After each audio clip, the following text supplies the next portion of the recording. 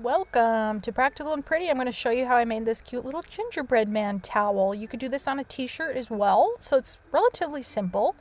Let's just get right into it. So you're going to fold your towel in half, or if you've got a t-shirt, you're going to find the front of your t-shirt and find the center of the t-shirt.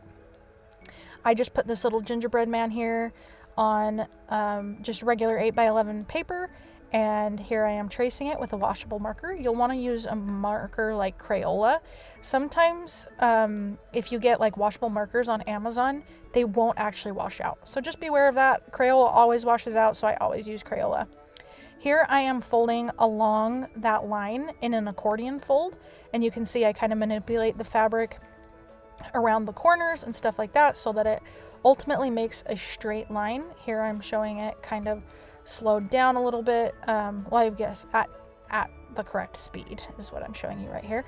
I'll speed it up here so you can see what it looks like a little bit faster, but you can see I just follow that little line around and make the accordion, just like you would do a heart if you've done a heart. And then I take the sinew and I wrap it around where that line is, and I wrap it around about 3 to 5 times and then pull it really tight with a sinew puller. You could try to do this with rubber bands, but you're not going to get a strong white line like you will if you use sinew. So just keep that in mind.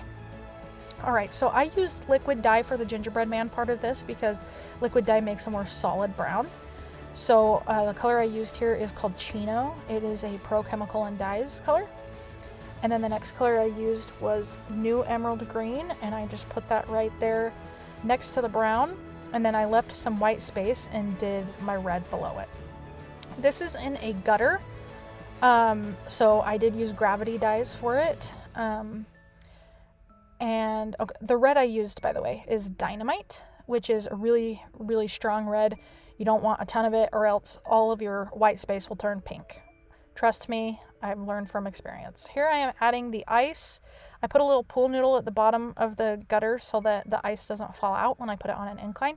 Just a little helpful tip and trick for you. I did not put the ice over the gingerbread man part because I didn't need ice to melt anything up there, so I just left that part plain, and then I put it on an incline.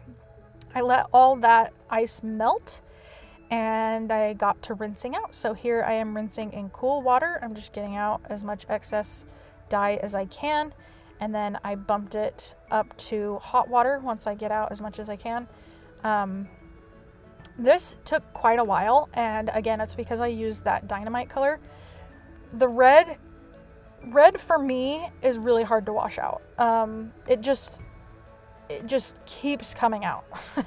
And you can see I didn't even put a ton on there, and this towel is relatively small, but I had to do 2 rounds of Dawn dish soap to get it all the way out, and then I still put it in my washing machine and wash it on hot. So that is how I rinsed out this project. Again, same exact thing if you're doing a t-shirt. I can show a tutorial for that if you're curious and you want one. I'm happy to make one for you. Here is that final result. I think it's so cute. It turned out just like a cute little Christmas project. Thank you so much for watching this video. If you liked this, please like and subscribe. I do tutorials like this twice a week. I also go live on Saturdays if you want to join me for that. If you are new to tie-dye or you're seasoned in tie-dye, I have a link below for a free printable for 12 folds for tie-dye. I made it really pretty. It's a gorgeous little ebook. I also have an Etsy store. If you liked what I had today, it might already be gone, but you can always pick up something else. So thanks for watching. We'll see you next time.